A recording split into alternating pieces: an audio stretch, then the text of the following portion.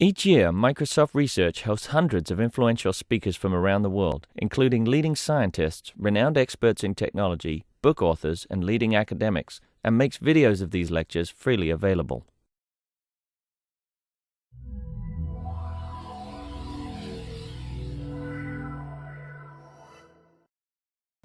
Good afternoon, everyone. I'm Turner Whitted. I'm here to introduce John Gertner, who is participating in Microsoft Research's Visiting Speaker series today. John is a Cornell graduate who has been working as a writer for the last several years. He's worked for New York Times Magazine. He's worked for Money Magazine and several others. His articles, and I recommend you read them, his articles talk about industry, society, technology, but all together. He mixes all this together in a way that geeks like us can read it, understand it, believe it, and see things that you don't get from just one point of view. Very interesting reading, and I recommend it highly. Today, John is here to discuss a new book called The Idea Factory. It's a history of Bell Labs.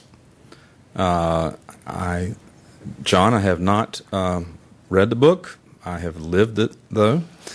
And there are a few of us here who alumni from this organization who are very much looking forward to hearing what John has to say about Bell Labs and what a wonderful place it was. I'm sure that we'll hear the expected names of Shannon and Shockley, et cetera, but we'll also hear some names like Penzias and Baker and Lucky, and that makes it intensely personal. So if I start getting teary-eyed in the middle of this, please forgive me. Please welcome John Gertner.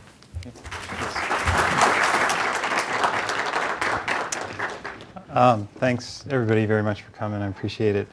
I have a few slides that hopefully will work fine.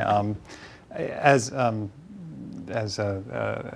was described, I'm a journalist. I'm not an engineer, so I'm sure you'll be able to stump me during the question period, but I will be happy to get back to you with any technical questions. But it's true that in many ways the book I wrote, which I worked on for 5.5 years, is not a technological history, although it's part that. It's not a social history, although it's part that. In some ways, it's partly a business history, too. It's biography in many ways. It's about some of the people who work there.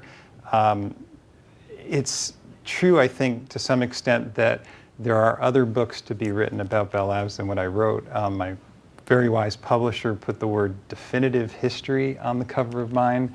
I think there are a few definitive histories to be written about Bell Labs. There's a definitive history to be written about its computer labs and the Unix and C team and all the other great people who are doing that. That's not the book I wrote, although that is mentioned in there. There's a great book to be written about the military history. Bell Labs was deeply intertwined with intelligence efforts as well as military hardware. That, too, is not the book I wrote, although there is a fair amount about how some of the characters in my book worked with military endeavors and how a large percentage, probably about 20% of the people at Bell Labs, were working on military matters during its heyday of the 50s and 60s. So today, I think I'll talk a little bit first about what was Bell Labs, just for some people who need maybe a little refresher course, since it's a different organization now than it was than the one I wrote about.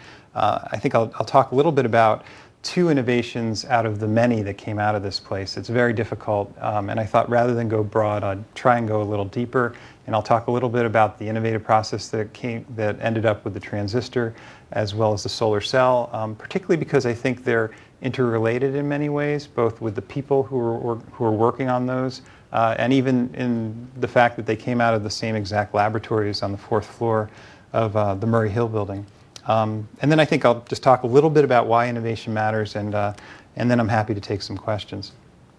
So let's go back to before Google and before Microsoft, and what Bell Labs was the R&D wing of the then monopolistic phone company, which was AT&T. This is a little small. It's an infographic somebody at the New York Times made for me. But before I hit on that, AT&T was a true monopoly. It was a vertically integrated company. At the bottom was the R&D arm being Bell Labs.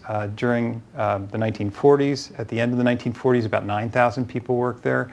By the 1960s, the late 1960s, there were about 15,000 people. By the time the Bell system was broken up, there were about 25,000 people working at Bell Labs, of which 3,300 were PhDs. So it was really a truly enormous shop. That would have been around 1982.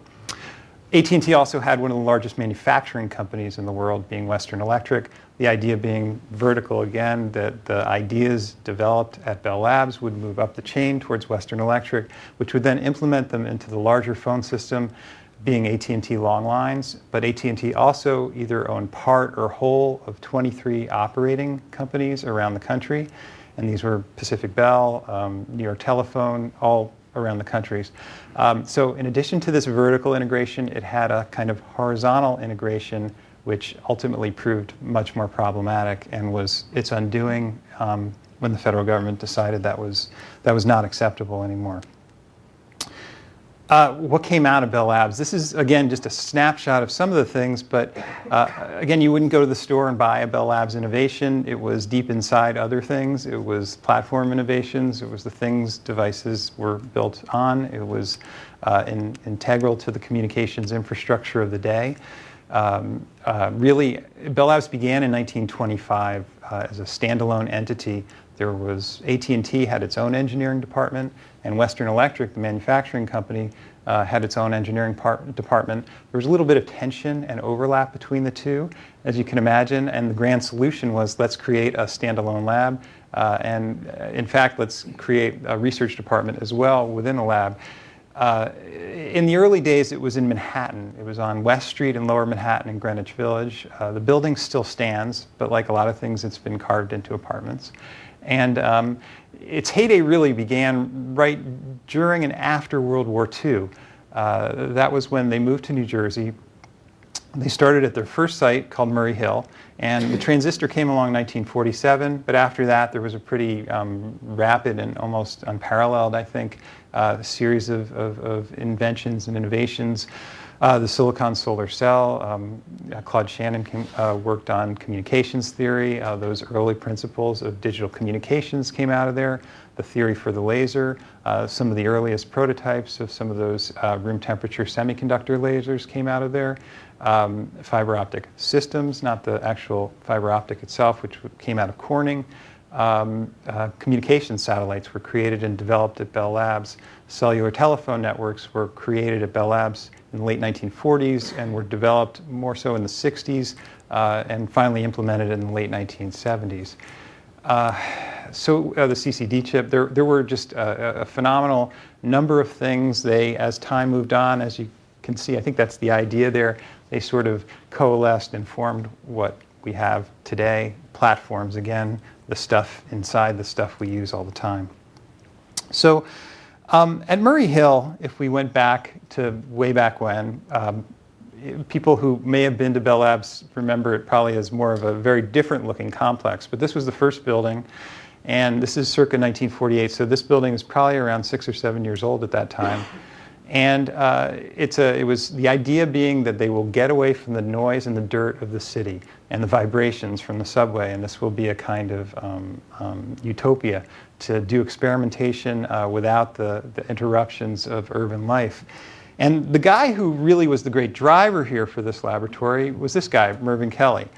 He grew up in a poor family in Missouri. He came to Western Electric via the University of Chicago in 1917. He was trained by Robert Millikan, who was a great physicist of his day and a great impresario of talent who would direct people to Bell Labs. I sometimes think this picture is a good example of why you shouldn't smoke cigarettes. Kelly was a heavy smoker at the beginning of his life, and there he is at his retirement in 1958. He aged quite a bit. But by 1925, Kelly was rising through the ranks at Bell Labs, and he was running the vacuum tube shop. So he was really responsible for what was the greatest electronic invention of his day. Bell Labs was really one of the preeminent companies that was developing tubes. They needed them as repeater tubes. They needed them as amplifiers to get their phone calls across the country. Every 50 to 70 to 100 miles, there were these repeater stations with these vacuum tubes that were made under Kelly's watch at Western Electric and then at Bell Labs that were literally the cross-country phone system would not have worked without them. Kelly was really good at making vacuum tubes. He was really good at running a kind of shop that sort of specialized, I guess, in what kind of incremental innovation. He, over the course of a number of years, increased the life of these vacuum tubes from something like 1,000 hours to 80,000 hours, therefore decreasing costs dramatically. And yet, he would complain to his wife that he hated these things, that they broke all the time. The other problem with vacuum tubes, of course, was they gave off tremendous amounts of heat. They were balky and unpredictable. They had to warm up to work and soaked up tremendous amounts of electricity. And he was always hoping, as he said to his wife, that something else would come along. And what that was stayed in his mind. By the mid-20s, this was the 101D, the great repeater bulb that he was working on. And in fact, he wrote even a long article that I read that was just amazing at how complicated these things were to make. Perhaps in retrospect, if you read about how semiconductor chips are made today, it doesn't seem so outrageous, but really just so many different processes and such great complexity for something that was often, at least in his day, unreliable. Kelly had a best friend at Bell Labs, somebody he met when he first started there, Clinton Davison, whose name might ring a bell. He won a Nobel Prize in 1937. But in their early days, these guys were kind of like the original odd couple. Kelly was robust and antic. He had tremendous amounts of energy. He would run up and down staircases. He was always in a rush. Davison was almost the exact opposite. He would speak slowly. Sometimes he wouldn't speak at all. He weighed like 110 pounds. He would sometimes just not come in at all and stay home sick, and Kelly would go visit him in his house, and he'd be wearing his stocking cap and a nightgown, writing equations in his notebook on his knee. But Davison made an incredible impression on Kelly, and Kelly held Davison in awe after a few years. And the reason was that when people at Bell Labs had a problem with, for instance, a vacuum tube device they were making, when nobody else could answer the question, they would go to Davison, and Davison could answer it. And Davison would not, as Kelly noted, tell them how to make it better or how to fix it. What he would do is give them a deeper understanding of what was going on inside. And what Kelly would watch happen was that people who took Davison's advice or explanation in hand could improve the things they were working on, not just by an order of one or two or three, but by entire magnitude. And very clearly, to Kelly at least, he understood that understanding that knowledge is power, that in many ways Davison would become a kind of model for him of what the later researcher would be, or someone who would be essential in the laboratory, not somebody who would assume a position of management, but somebody who would assume a kind of elder statesman status, somebody who could answer the questions nobody else could, someone who trafficked in knowledge, but never gave orders, just gave explanations and gave people that power to understand. So it's 1937, and one day Kelly's walking down the hall, probably, I think, to Davison's office. Davison shares an office with Shockley at the bottom, Bill Shockley, who has joined Bell Labs the year before. Kelly actually hired him personally, thought he was brilliant. As many people may know here in this room, Shockley got a PhD in physics from MIT. He was, as Phil Anderson, a Nobel Prize winner, told me, the quickest mind he'd ever known. And I thought for a Nobel Prize winner to say that, that's pretty quick. He could answer problems almost instantly, finding ways sometimes that other people just could not see. In the hallway that day in 1937, Kelly gives Shockley a speech. And he's not talking about the problem in vacuum tubes that day. He's talking about the problem with switches. And these were these relay switches that clicked open and closed. They were the backbone of the switching circuits in the old Bell system. They were problematic too. They would wear out fairly frequently. They were slow because they would click open and closed. And they were a huge expense because the Bell system used millions of them. And he told Shockley if there was some way to just have a solid switch, something with electrical pulses rather than these movable relays, it would just be an enormous boon to the Bell system.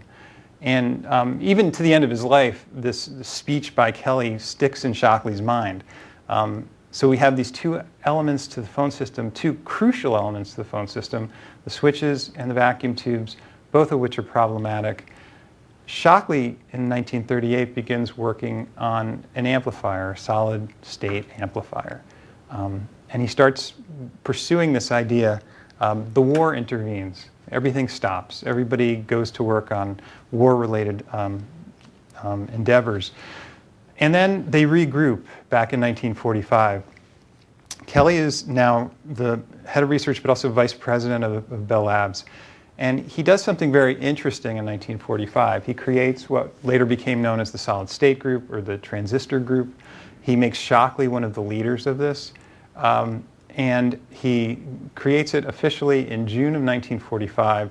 And for me, at least, it's interesting for two reasons. The first, and what might sound obvious today, but was not at all at the time, is that this group is very interdisciplinary. Kelly has come to the belief that it's not good just to have a bunch of physicists in a room together.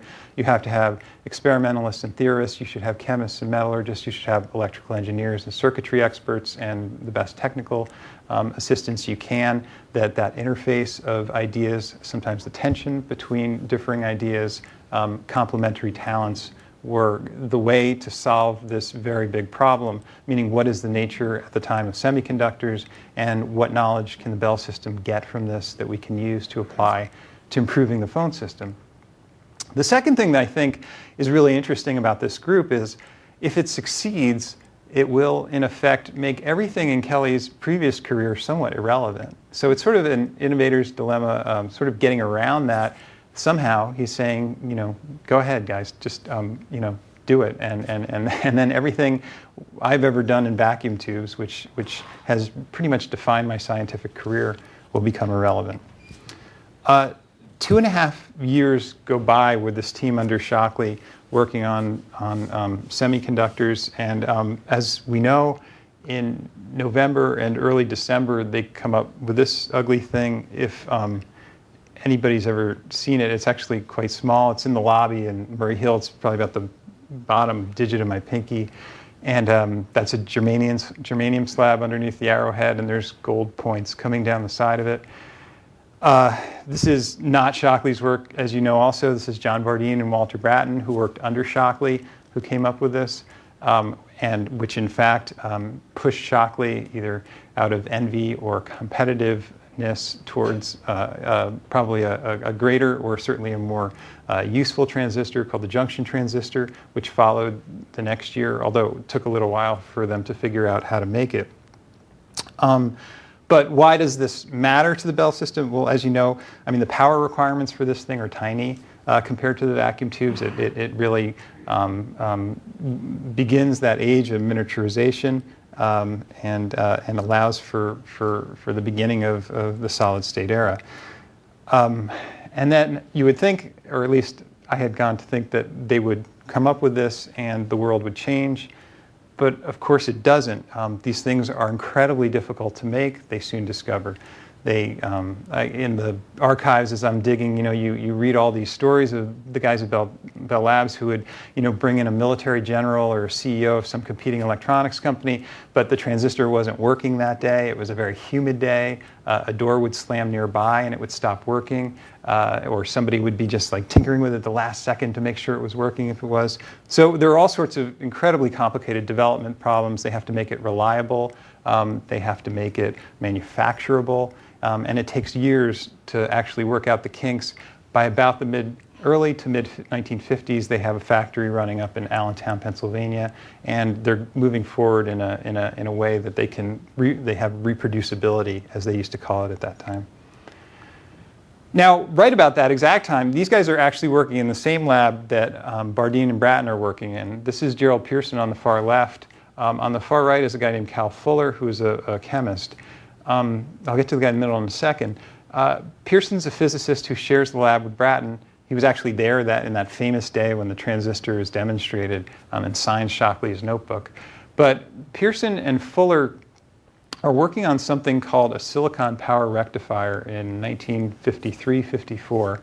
It's something for the phone system. What Fuller is giving Pearson are these specially treated pieces of silicon that have a diffusion layer on top of them, a slightly doped, although they didn't use that word at the time, N layer over P layer silicon.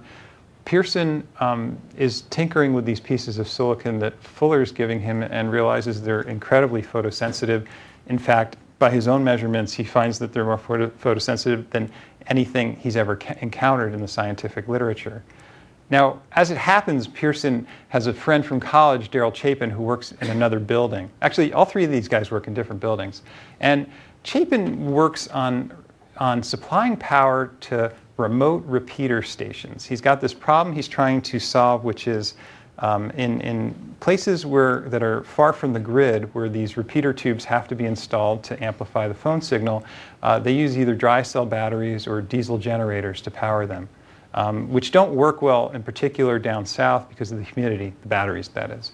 And Pearson and Chapin in conversation wonder if this silicon that Fuller is preparing can actually be useful for that. And the three men go to work and rather quickly come out with something called the silicon solar battery, or the silicon solar cell. It's really the first practical solar device, and really the precursor of all the solar panels we have today.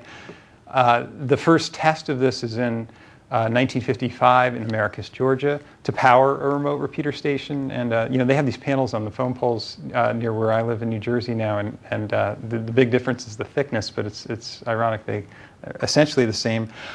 They work really well. Actually, they work tremendously well, but there's a problem, which I'll get to in a second, which has to do with cost. So the transistor and the solar cell are sort of, I think, interrelated. And at least for me, it sort of spells out a couple of points, of lessons maybe, of what you can gain from this point in time in Bell Lab's work at this moment. And I think first that innovation, at least at Bell Labs, was a response to needs and to problems. It wasn't necessarily an unprovoked idea. That being attached to a company that had real problems was incredibly vital for sparking solutions and working through them. Again, the transistor was that response to, at least on Shockley's part, for tubes and switches, some kind of solid replacement. And here it was, how do we remotely power these repeater stations where batteries were failing? Second, I think we're not very good at perceiving breakthroughs when they happen. When the transistor comes out, the New York Times puts it on page 46, and they bury it at the very bottom of this column called The News of Radio. They don't really understand the value, which a lot of people did not. At Bell Labs, actually, they really did understand the value, which I'll get to in a second, but the media can't really perceive it. On the other hand, they seem to get the Bell solar cell kind of wrong, because by all accounts, we've reached a pivotal juncture in 1955 where mankind has tapped the power of the sun, and we've sort of harnessed an inexhaustible resource of energy, and things from there on will be very, very different. Which relates, I think, to the third point, which is that invention can be quick, but innovating can be long, painful, and complicated. Again, the transistor took years and years to develop into a usable device. It was incredibly expensive in its early days. It didn't compete well on any economic level with vacuum tubes. It was really kept alive by military contractors. The great value for them was to use it in airplanes and submarines, where the really low power requirements made it viable, and cost was really no object, and they could keep the industry alive, therefore. The Bell solar cell was so expensive that I think 2 years after it was invented, Darrell Chapin calculated that it would cost him $1.5 billion to get enough Bell solar cells to actually run his home. So, I mean, the cost curve obviously is coming down, thankfully, but it was a completely impractical device at the time for general use. It wasn't really until communication satellites came along that they found an ideal problem, device where no other power source could actually do, and cost, again, was not a problem. I think, fourth, some of this shows that there's no real way, at least at Bell Labs in that moment, there's no set way of making breakthroughs. There wasn't a formula, but there was a structure. The transistor team was a mid-sized team that was carefully orchestrated and directed by Mervyn Kelly. The solar cell was sort of the opposite. It was three people who knew each other, but were in close proximity, and almost serendipitously it happened. I think what it was, when I say structure, was there was a kind of atmosphere of autonomy. There was an ecosystem that made things like that possible. I think also that that there were sort of a web of human connections. I didn't really go into the connections within the transistor team, but these were people who very much trusted each other. And I know we talk a lot about innovation, we think in terms of technological prowess, but to some extent I think these were human endeavors too, and they depended upon the relationships and the relationships of trust between the men who would sometimes just tap the expertise of someone they indeed trusted. And I think it worked out, extremely well, not just in these two instances, but in my book where I talk about different kinds of complementary processes whereby mid-sized or even large teams work together really well by a sort of atmosphere of trust, as well as an ecosystem that used autonomy in a very good way. Finally, I think we see that even when we understand the value of breakthroughs, maybe we don't. It's true, I think, that the transistor was, the transistor was seen as a replacement for the vacuum tube or switches, and it was that eventually. But really, its great value, I think, is certainly in computers and on chips. If you go back, as I did, to the archives and you sort of dig through these letters that arrived at Bell Labs right after the transistor was unveiled in 1947, you get the feeling, every major electronics company in the world is writing to these guys, to Shockley, to Ralph Bound, the head of research, to Bardeen and Bratton, and saying, will you please send us a transistor? There's one guy at MIT, Jay Forrester, who writes to Ralph Bound, and he says, he's the only guy, as far as I ever uncovered, and it's an old yellowing letter that's crumbling, and he says, will you send me some, because I think they have a very real purpose in computers that I'm building now. And the Bell Labs guys did not answer all the letters or did not give transistors away that quickly at that time. But Ralph Bound immediately writes back to Forrester and says, yes, we'll get them to you immediately. Let us know what kind of modifications we can make. And whether the application in computers was apparent to the Bell Labs scientists or the solid state team at the time was at least unclear to me, but clearly with the Forrester letter to Bound, it's very apparent there that is going to be a tremendously vital sort of avenue of research at the time. And I think, too, that something else worth saying in that respect is, I get asked lately, what's the greatest innovation that came out of Bell Labs? And I say, well, I think the transistor is certainly sort of the building block of all digital products in contemporary life. But I also wonder if that answer is a matter of time, and if in 20 years, maybe as solar power changes and the cost structure changes, if that too will be seen as just an important breakthrough. What I'm pretty sure about too is that it wasn't a picture phone. It did not go very far. As you may know, it was a huge disaster, a huge flop. This was a Model 1. It was introduced at the New York World's Fair in 1964. They actually refined it after then to a much sleeker Model 2 in 1968 when it debuted, but really it was hundreds of millions of dollars down the drain. And it was really interesting for me interviewing people who worked on this project and saying, what went wrong? Did you ever think it was going to fail? And in fact, one fellow said, nobody on the team ever thought it was going to fail. And some of the guys would make the case to me saying, with Skype and with chats through Gmail, you can see we had the right idea, but obviously being wrong and being early to an innovator can be sort of the same thing. As just a quick aside for the picture phone, Bell Labs had this huge group of researchers that would really just dig into every aspect of any new technology. And some guys who are working under John Pierce, who's another character in the book that I wrote about, found out that it's actually easier to lie to somebody when you're having a video conference with them than if you're just having a regular telephone call, which means, I guess, if you want to lie to someone, call them on Skype. So I think that I'll just wrap up quickly. I think it does seem like ancient history in some ways, but I do think it's worth studying and thinking about these things in some ways. I mean, to me, at least, the larger picture is that a small group of engineers and scientists working together can, with a long view and time to work through some difficult problems, can make breakthroughs that change the world, that create industries, that create thousands, hundreds of thousands, millions of jobs, and also that maybe. I get some people asking, well, you're just in favor of big companies. But I sometimes think the big versus small construct, the big company versus small startup, is a kind of false construct. I mean, these were small teams working within a larger environment of expertise. And I think that's often overlooked when we talk about, oh, it was just this huge colossus that was lumbering forward and had time and money and resources.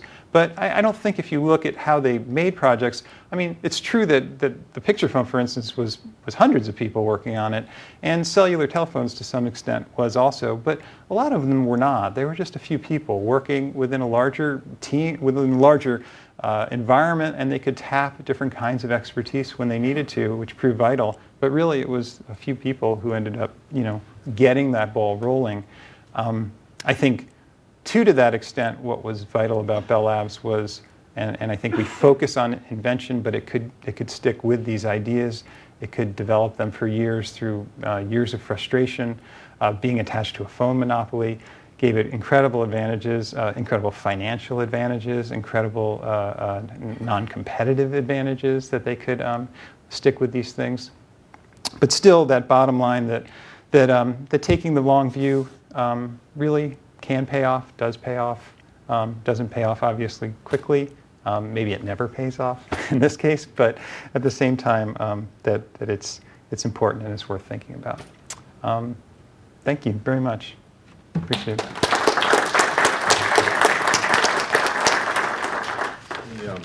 Yeah. Let me point out a couple things before we start asking questions. I should point you to the back corner here where there are a copy of John's book available. And for those of you who now really want to read it. And then for the rest, let's just open this up for questions. Sure. Anybody? Sure.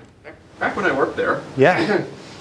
One of the things that always impressed me was the quality of person Bell Labs could get. Right. Right. The top scientist, the guy who invented C++, where we wouldn't be in this room without him, Sure. said, I wanted to work for Bell Labs. Yeah. Because of the international cachet that it had. Will we ever see that again? That's a good question.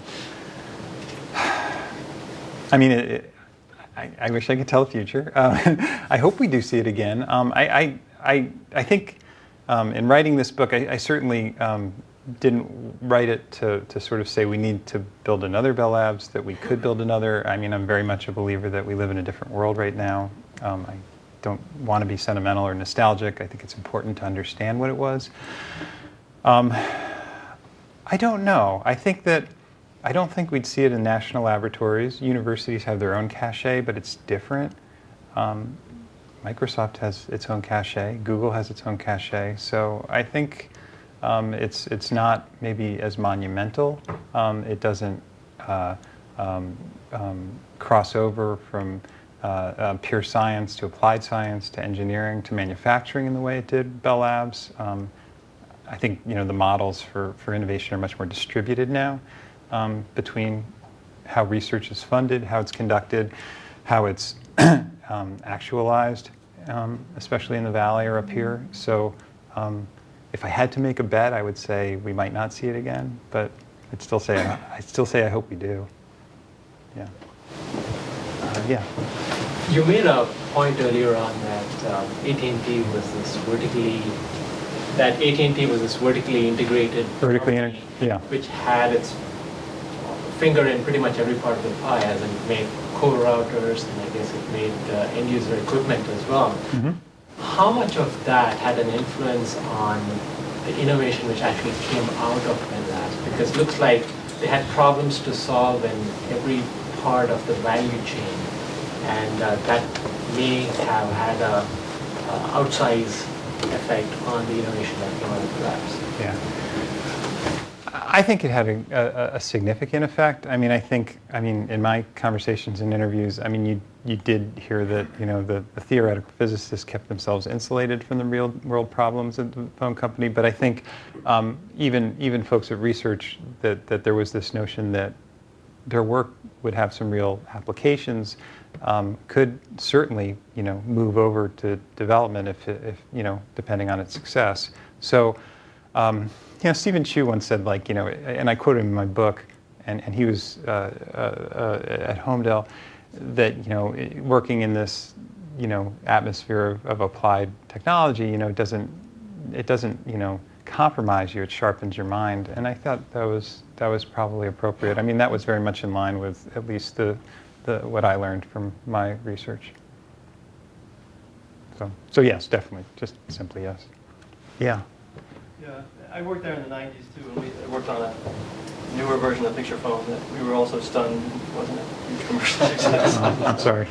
But, so, Michael, you make a good point that a lot of these innovations were driven sort of by business needs of the sort of the main business of AT&T.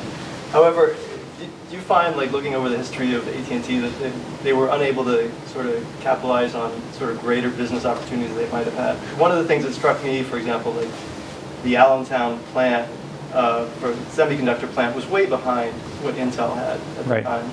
And Bell Labs or AT&T tried to make microprocessors and computers and all these things, but they were never able to capitalize on a lot of these innovations. At least that's the way I sort of remember it. And do you find that that's true? Yeah, I did. I mean, I'm going to give a two-part answer. One is that they had this, going back before the phone company was broken up, there was a consent decree that was signed in 1956 where they effectively either gave all the patents away or licensed them. So all their technology was effectively dispersed, and the monopoly at the time was still functioning, so they had dominion over telephone and anything. They could use any of their own technology for telecommunications or for military work, but they were forbidden from being in the computer industries or the like. So the idea of them competing, for instance, with Intel and making chips which was a much later thing. I think, too, that Bell Labs, Western Electric, AT&T, they were building things. It was a company that existed to make things that lasted 30 or 40 years.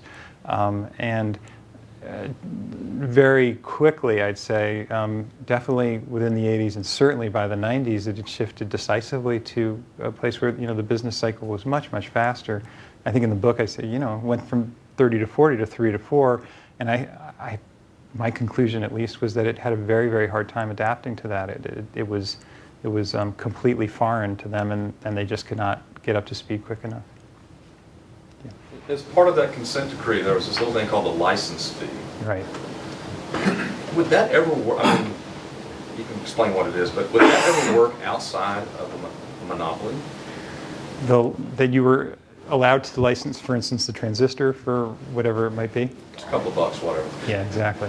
I don't know.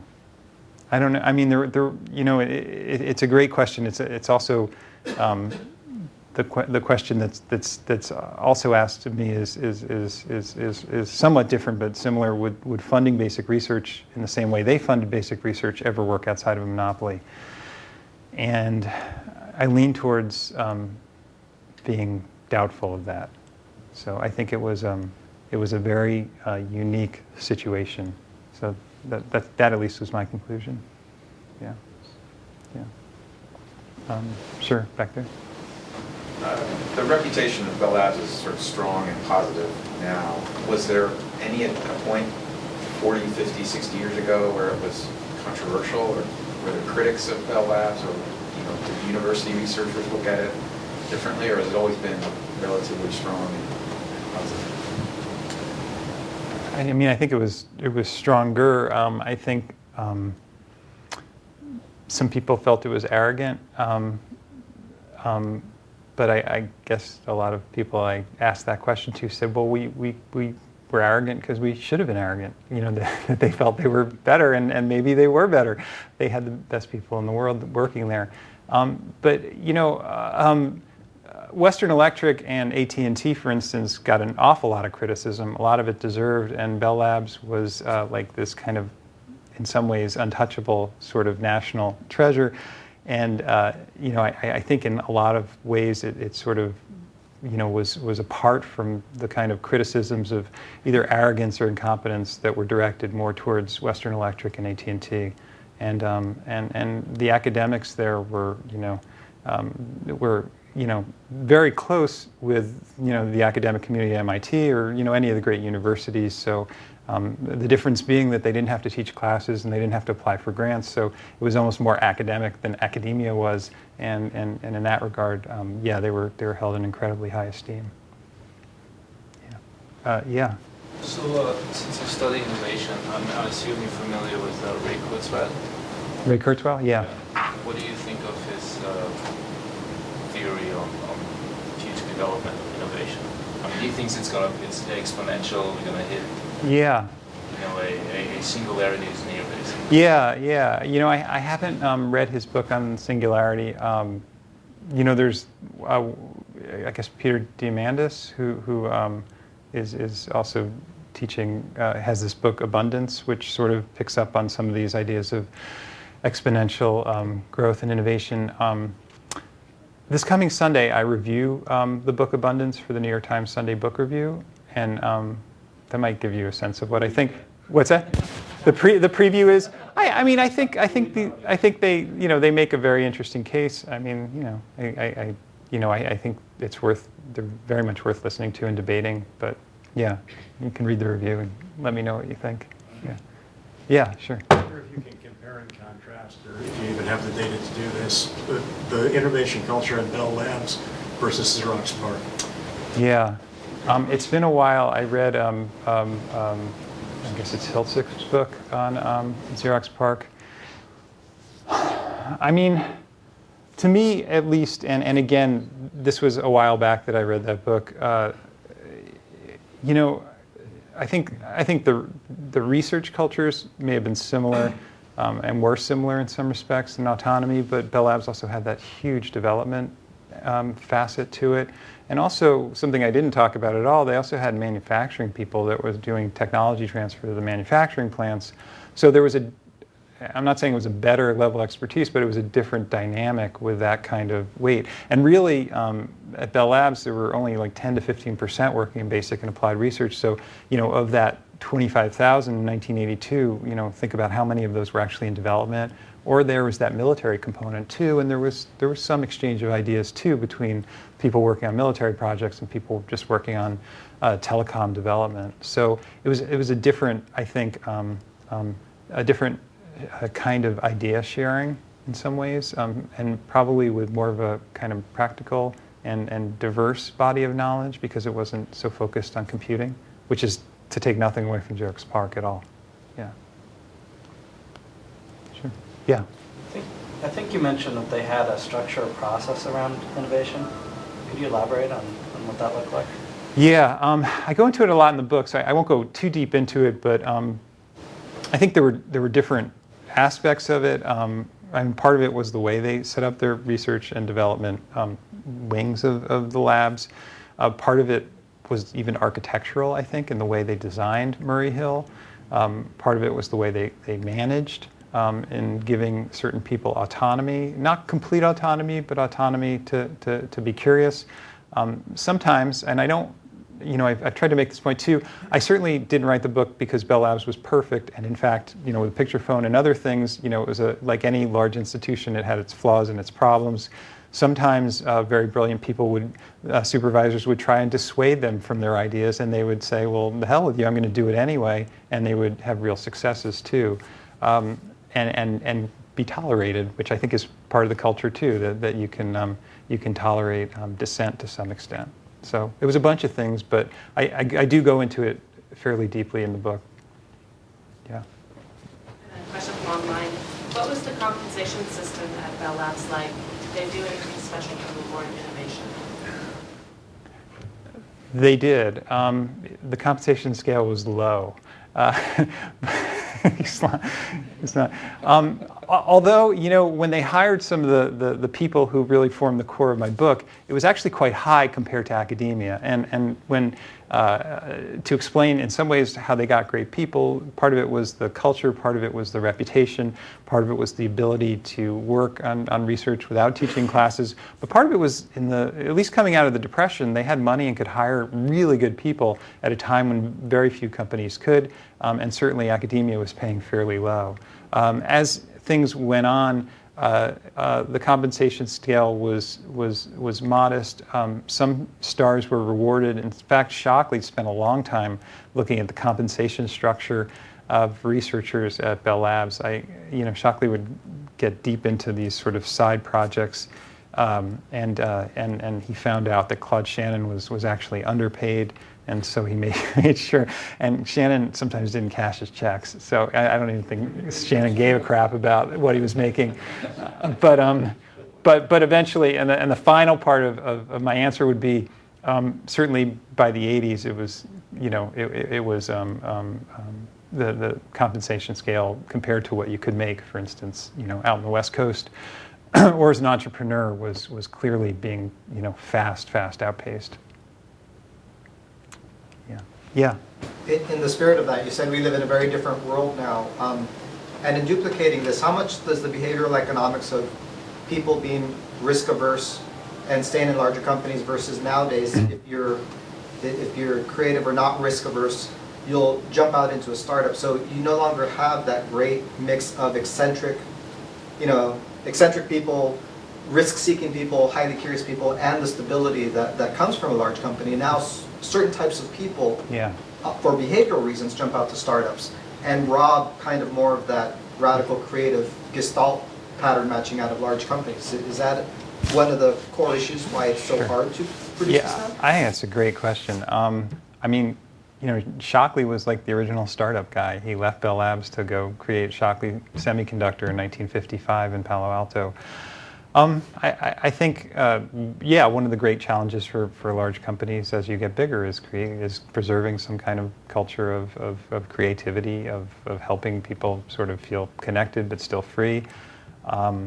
There was no startup culture when a lot of these guys were doing their work. There was no temptation to make $1 million.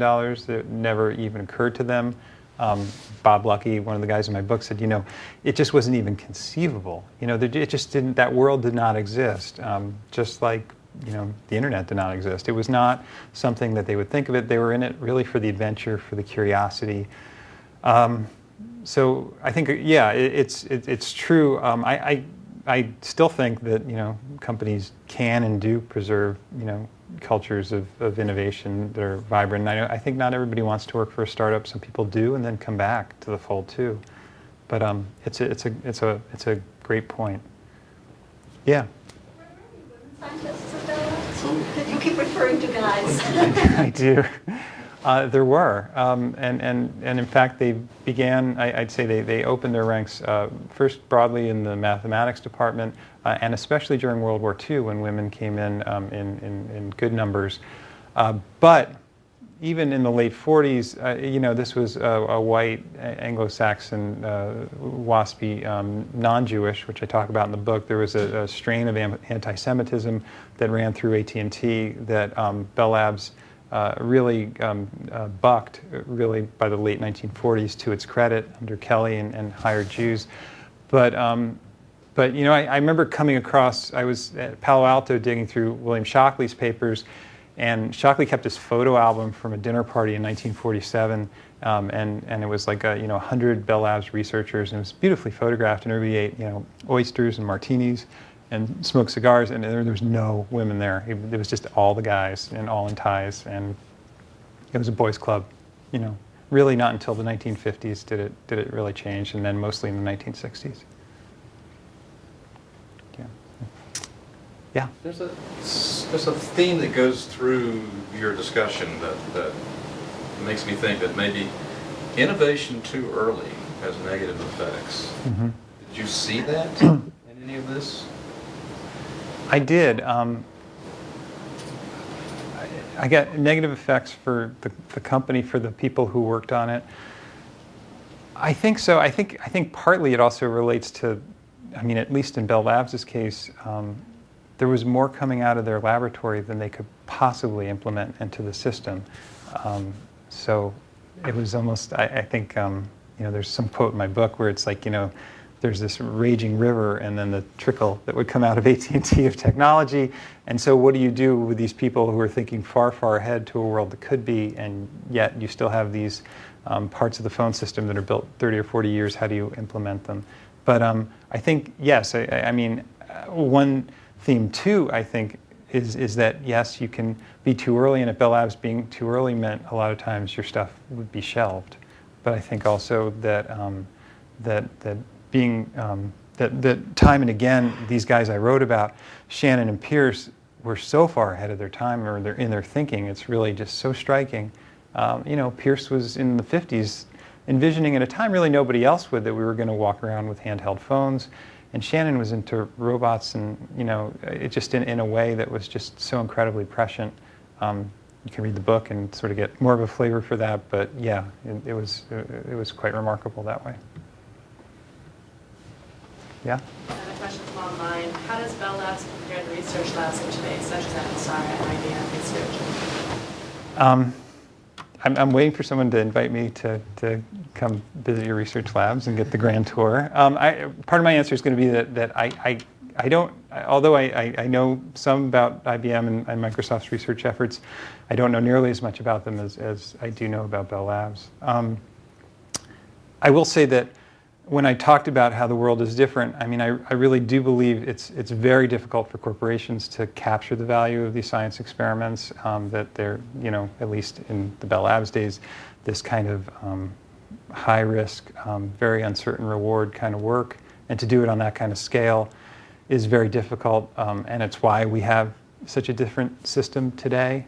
And I just think, I'm realistic about that. I'm not nostalgic about it. I just think that's sort of how the world has changed, which is not to say it's worse. It's just different. Yeah. You also mentioned in your book that there was a lot of investment in Bell Labs and things that were completely unrelated to AT&T's business. There were psychologists, sociologists, economists, mathematicians, just there were biologists, inventing stuff for stuff's sakes. And as it got closer to divestiture, that all went away. Yeah. That's I think one of the big losses, that they could afford to pay the guy who invented the double-blind experimental techniques that are so fundamental in society now. The guy who invented it worked for Bell Labs.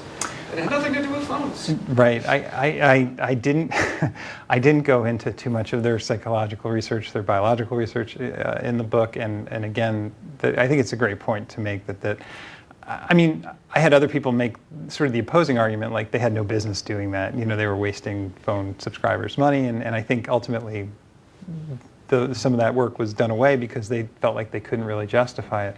I mean, even in the early days, like John Pierce, who's again a character in my book, was arguing that we should do computer music simulation experimentation, and that would get a skeptical eye from AT&T, and they'd have to go before the board and justify these cases that they were making.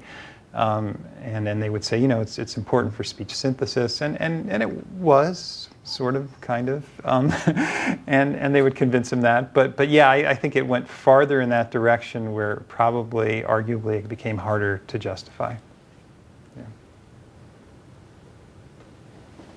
Yeah. Oh, thanks everybody. I appreciate it.